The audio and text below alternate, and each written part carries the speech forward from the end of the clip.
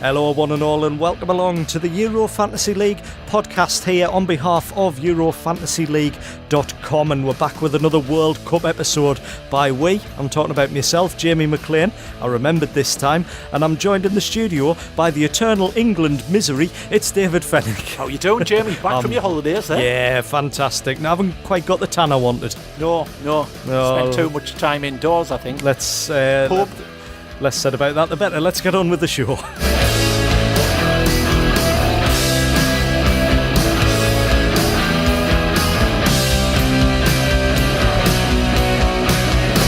Yeah, there was one or two pubs involved, perhaps, Dave. Yeah, it was. No, my problem is when I'm sat in the sun, I boil, basically. Literally, I don't bake, I boil. Okay. And so there were. Did you get out to see the Spain-Portugal game? You were keen to go and watch that in the bar. Well, where we were actually staying at the time, I hadn't realised. I thought we were in the middle of Porto when that game went on. Right. We weren't. We were at a little farm B&B. Somewhere miles away from any big towns. So I watched it in the bar of this B&B with the landlady, who's a Portugal fan. Does your wife know about this? Yes, she does. Yeah, she was very supportive of this venture. Was she? And, I wondered why you were asking me about a divorce lawyer. Well, yeah. So anyway, the landlady was lovely. She was left very relieved after the event. I'm talking about Cristiano Ronaldo's equaliser, of course. I've never seen your eyes widen as much as that, Dave. Oh, So we're going to be joined in just a couple of minutes by our old friend Lee Stobbs. He's coming on to have a little, Match of the Day magazine's Lee Stobbs is coming on.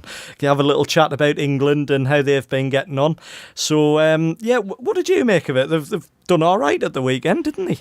England, they did okay, but me being me England miserable self is they haven't played anybody yet. Oh, dear. And I'll leave it at that. They can't do discuss anymore. more with Stobbsy. They can only play what's put in front of them. You can. To be fair, though, teams like Tunisia and Panama, they are there on merit. They've qualified, the same as everybody else. Yeah, but I think they would get beat off probably Anfield playing and Spennymoor. Okay, controversial that is. Right, and now we're joined, Dave, on the phone by our friend, Match of the Day magazine's Lee Stobbs. Hello there, Lee. How you doing, mate? Not too bad, thanks, mate. How you doing? Yeah, all good here, all good. I was just got back off holiday in Portugal and I've come back to lovely sunshine. So must have been raining, I think, Lee, because you hadn't got much of a tan, like. Oh yeah, whatever. Unfortunately, I'm not very good in the sun. So anyway, yes, hello, Lee. We wanted to get you on onto the show, and we wanted to get your opinions on how you feel England have been doing in the World Cup so far. It's not been a bad start, has it?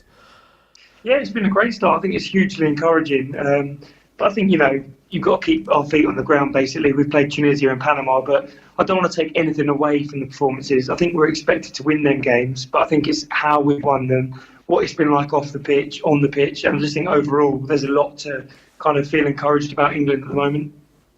Yeah, I mean, fair enough, Lee. I'm sort of going down the path what you touched on at the beginning of the conversation, that really they haven't played anyone, but you can only beat what's in front of you. But I just think that defence with Maguire in it, I think once they come up against a decent forward line that's running in behind, I think they'll get found out and they will be coming home. Yeah, it's going to be a different test against a good team, and I think that's why I personally really want England to take the Belgium game seriously.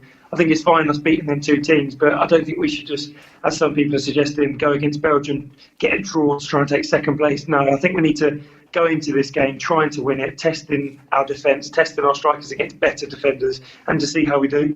The problem is, though, Lee, I think Belgium, them decent attackers, I think he's going to rest about all 11 or at least 10 players, isn't he? Martinez, the Belgian manager, and I think Southgate could do the same thing and give people like Vardy, who haven't had a game, and different people, So I think it's a dead rubber, really, and I think both teams will be sort of playing their so-called reserves. I think Martinez said that he could make 10 changes. I don't think personally that means he will. I think that's a big gamble to make 10 changes. I think you want to keep minutes in their legs. But I think he'll make a few. I think he's going to take potentially De Bruyne out. I think he's going to take Vertonghen out or Meunier just because they're all on bookings, as he's mentioned. As for England, I would personally, and I think Southgate alluded to this, just try and keep the core together. I didn't disrupt that winning feeling too much. I think he might bring Dyer in for Henderson or alongside Henderson to see how that could work. I think he might give Rose a go instead of Young, see if he could win a spot, and maybe Rashford instead of Sterling. Apart from that, though, he'll make subs earlier, so maybe a little bit after half time. What about if Harry Kane gets injured in a dead rubber game? I personally don't see it as a dead rubber. I think it's really important that we keep the winning feeling. I think if we lose the game or draw the game, naturally as England fans, we will get very negative and we'll put the pressure on the team. Because I can already see what will happen. If we draw that game or lose it, people will be saying, this is exactly what happens with England. You know, we play against a good team and we get found out. There'll be finger pointing at certain players. And I don't think Southgate will want to start creating that atmosphere. I think he'll want to win that game. So I don't see it as a dead rubber. I see it as an important game we need to win. Yeah, no, I would have to agree with you there, Lee, because aside from anything else, you win this game, you win the group, and that gives you a fixture in the next round against a group runner-up, as opposed to a group winner. Could they want to finish second in the group, depending who's going to win or finish second in the other group? Yeah, as I said, I just don't think we can look at it like that. I don't think we should fear anyone. In fact, I think we kind of don't give ourselves enough credit. I think other teams will be watching our performances, albeit against Tunisia and Panama, and be fearing us. I don't think teams will want to play us. So the notion that we should kind of throw the game a little bit to finish second to get a better draw, I just think it's a little bit ludicrous. I think we've got to win the game, go into the knockout round with a very high sort of positive energy and just carry on. Yeah, no, I agree. I mean, a bit of it would be nice to get through a group stage at a World Cup with, maximum points, wouldn't it? I mean, getting 3 wins out of 3 would be huge. And like you say, they've done the job against the teams that are put in front of them. Belgium's probably the first real test. But you've just got to say, though, I read an article of yours a little while ago saying how a lot of people weren't that excited about the squad, but that's okay.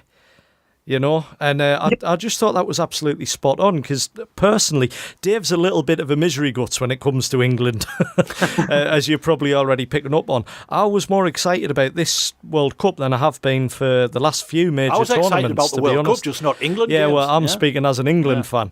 And I mean, how far do you think they could get through, assuming that they don't absolutely lose it all against Belgium? They put in a good performance, good workmanlike performance, grind out if not a good result, certainly a competitive match.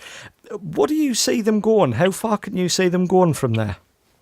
It's difficult because I personally wouldn't like to put a lid on kind of our winning feeling at the moment and what that might mean. Ultimately, the World Cup is hard to win. Yeah.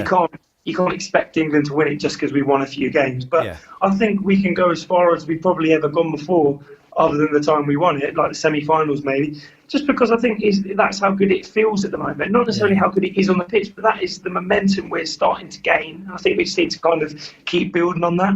I think personally, the best thing for England and for the fans would be not just to reach a certain point in the tournament, but it would be for us to all leave the tournament as fans and as the players and just think, that was a hugely exciting tournament for England fans, and we're kind of proud of the team. So, if you lose in the semi-final to Brazil, 1-0 to a brilliant goal, you say, do you know what, fair play. But I just think at the moment, that's kind of so much better than going out to Iceland at the Euros, for example.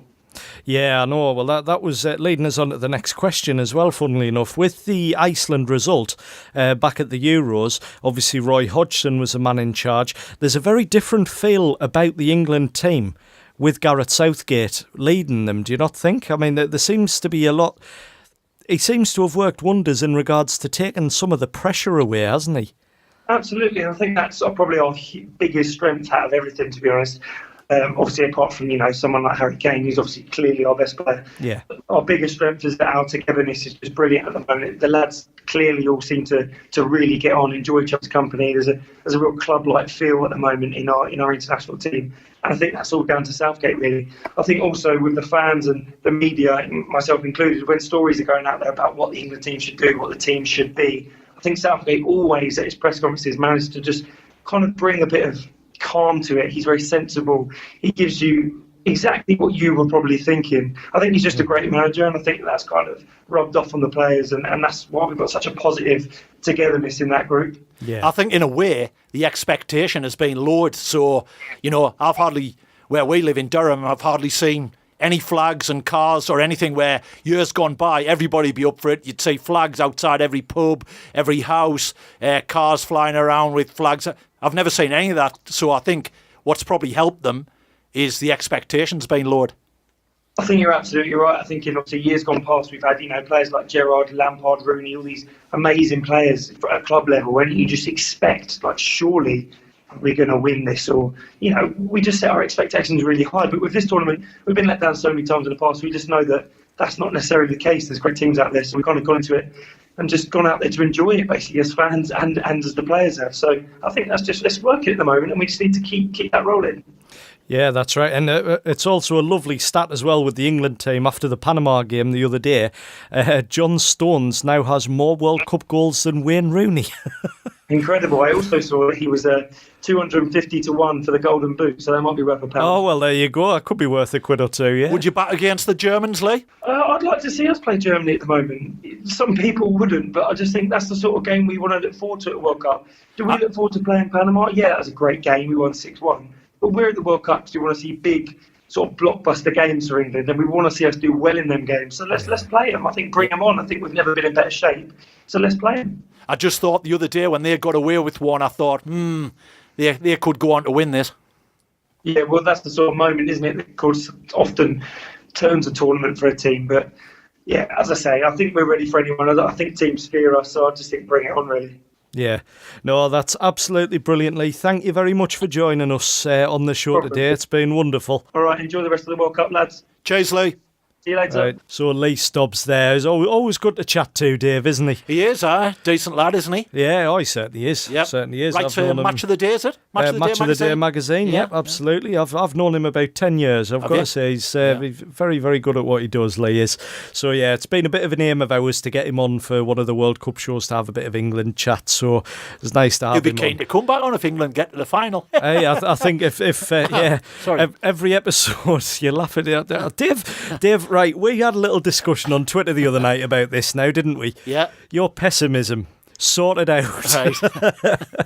Now, yes, all right. It comes with being a Sunderland fan. Well, I can sympathise with that. Although I'm now converted. You can see the top I'm wearing today. Nice top, that. FC Porto, I did a stadium tour while I was... I'm not going to keep banging on about my holiday over there, but did a stadium tour of Estadio do Dragão in Porto. And it was fantastic. The museum there. If you're ever in Porto, make a thing of it to go there, even if it's just for the museum. Did you go with the landlady or your wife? I went with someone else. No, I didn't. You've had a right time, haven't you? I'm only joking. I went with my wife and my daughter. Goes away with his wife and daughter. And he comes back married to 3 other people. Well, 4 actually.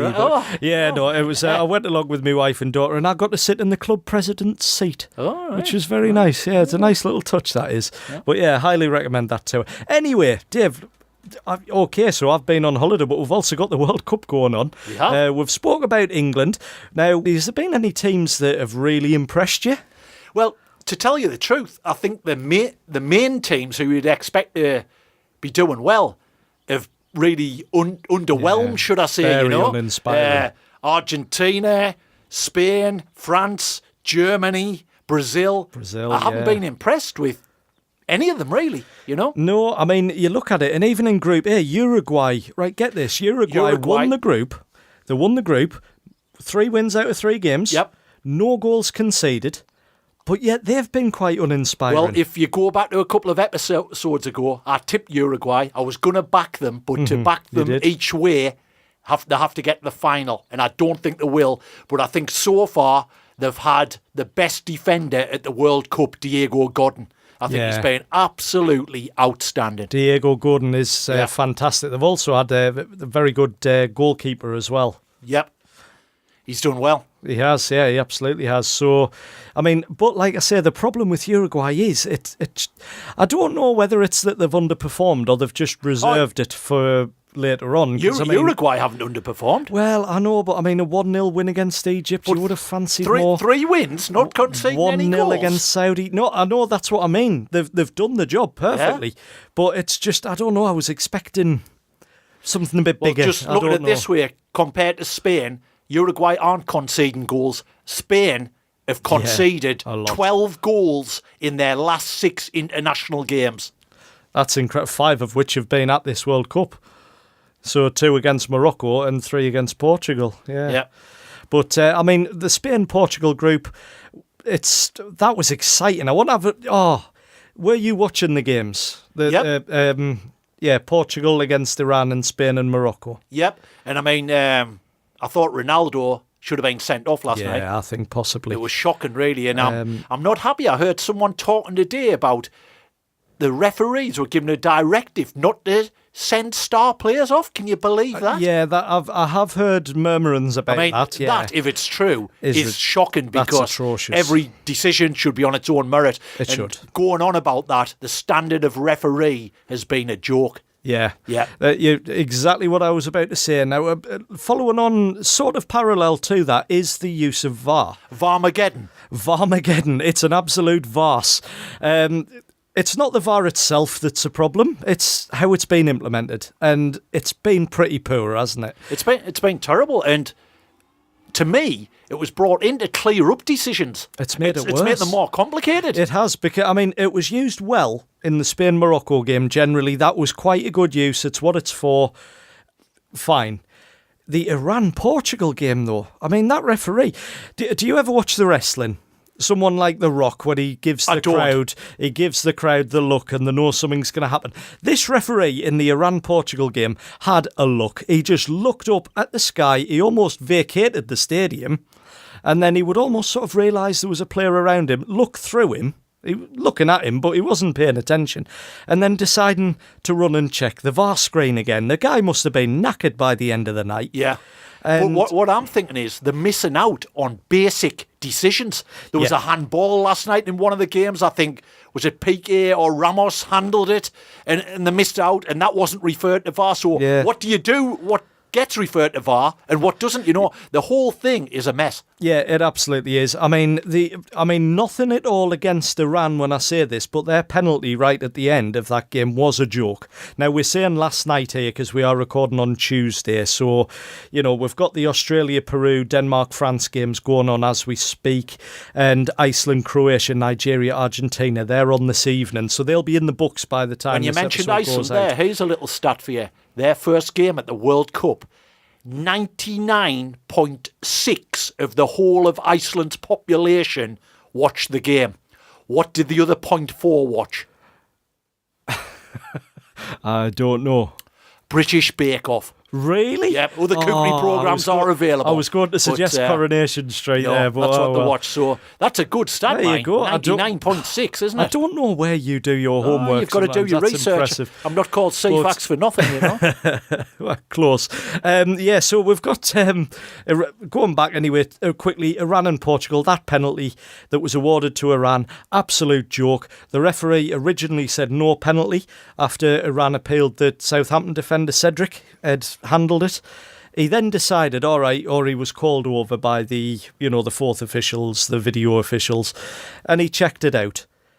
And even then you think, well, yeah, he's going to say there was nothing Cedric could do to get out of the way. The ball was headed at his arm, effectively, from less than half a yard away.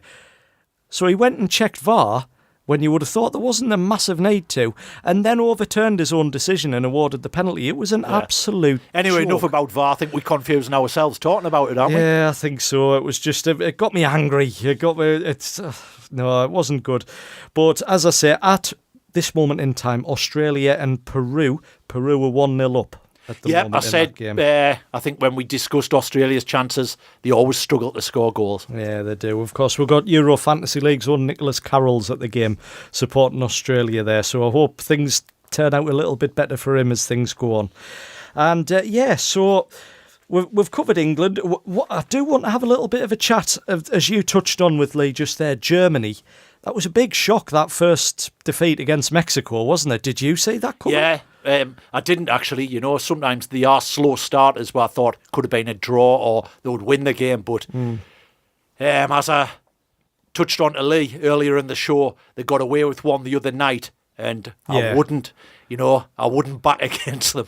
No. They could easily go on to win the tournament, but they'll have to find a bit better form. Yeah, I think, Germany are always a side that are going to be capable of pushing for it, aren't they? Whether they're at the golden age or not, they're always going to be there or thereabouts. Yeah. You would have to be 80 years old or older than 80 years old to be able to remember the last time Germany went out of a World Cup in the group stages. Right. So there you go. That's not too bad. We'll move on to Brazil because I mentioned Neymar would probably do okay, and you said, no, there's one person I'm looking forward to. Can you remember the name you said? Gabriel Jesus. Yes, who's done nothing.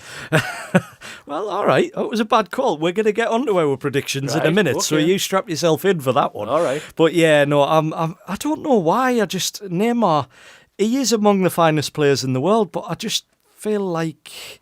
I think Ronaldo went under the radar a bit, didn't he? For Portugal, we didn't seem to discuss him much, did we? Well, we didn't, but I mean, he is, for me, especially at this moment in time, probably the finest player in the world for me. You know one of the teams who I've been impressed with? Who's that? Croatia. I think they've been excellent. I had a nice feeling. I've always quite enjoyed Croatia ever since Euro 96. And Luka Modric is playing really well. Yeah, he really is. He's doing a great job. In Croatia's group, Argentina, they've got to be the biggest underperformers, haven't they, so yep, far? And that's a vital one as we record, and it's tonight, isn't it? Yeah, so Argentina. Again, it'll be in the history books, but I want to touch on that in a minute when we come back, because what we're going to do now, we're going to go off for a quick break, and when we come back, we're going to go through our little predictions and see how things are faring up so far. Okay, mate.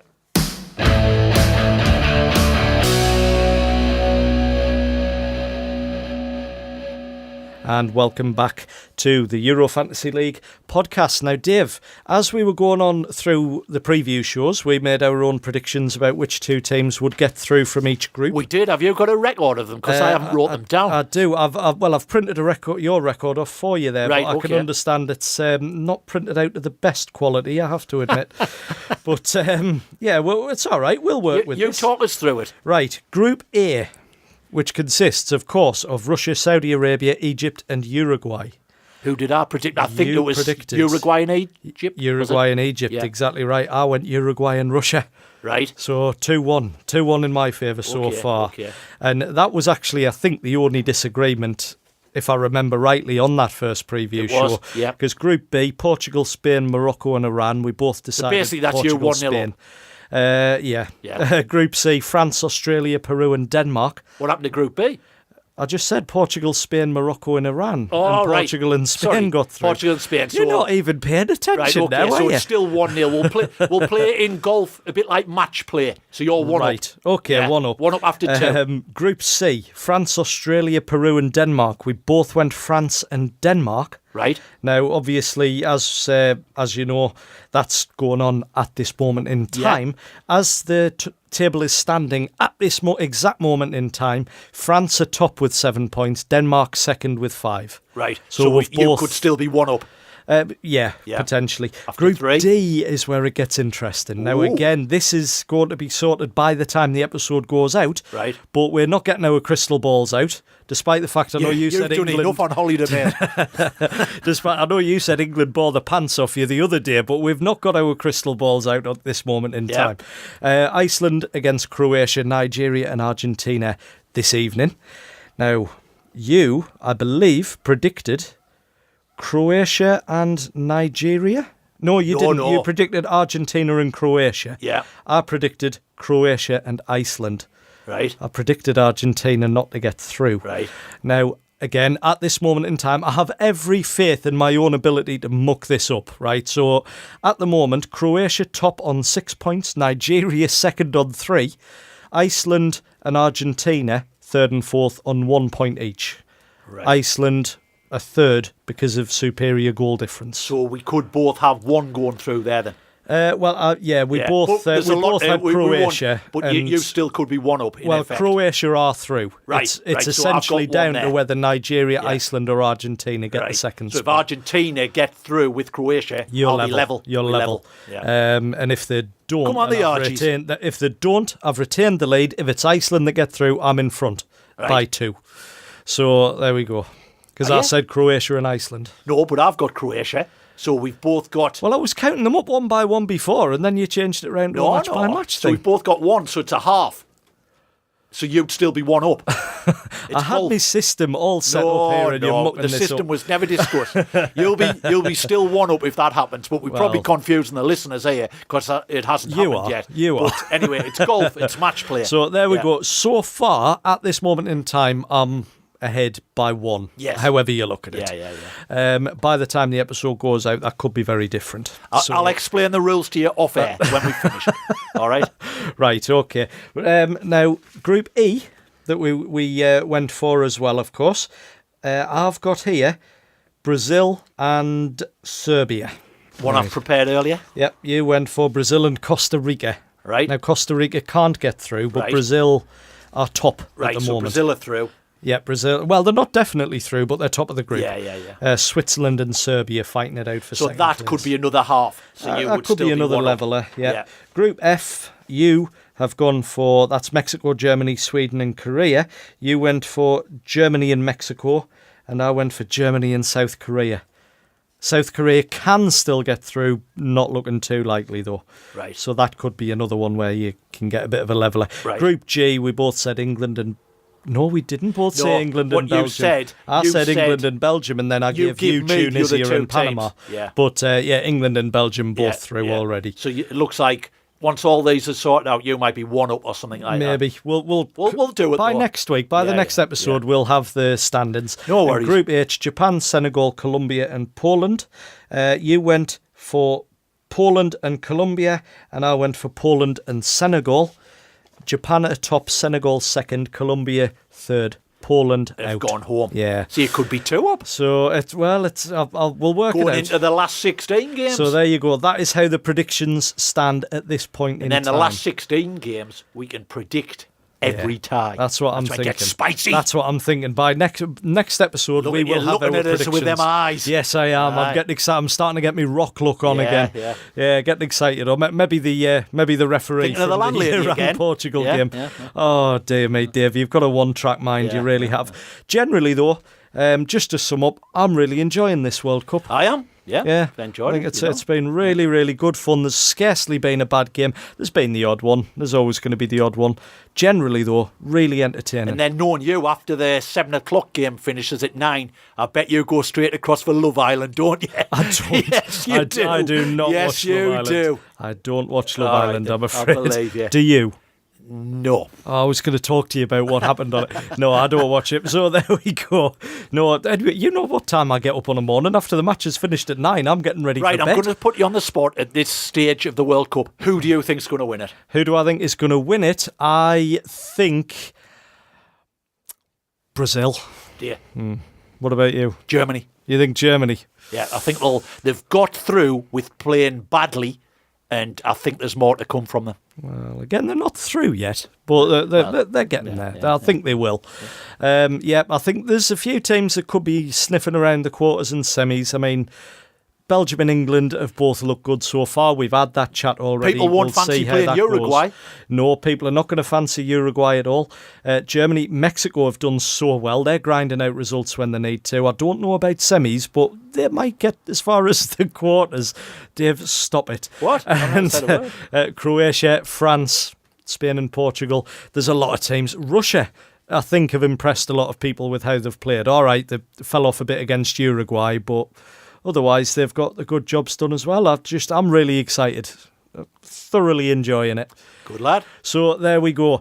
Please remember, you can play the Fantasy World Cup game on behalf of EuroFantasyLeague.com. That's fantasy-worldcup.com. I neglected to mention that on the last episode a couple of weeks ago. So get on there, get your team registered. It's free to play, and it's just great fun. You know, it's great. It's especially satisfying when you pick a defender that maybe you might know a little bit about, but he's not very highly valued, and he does well.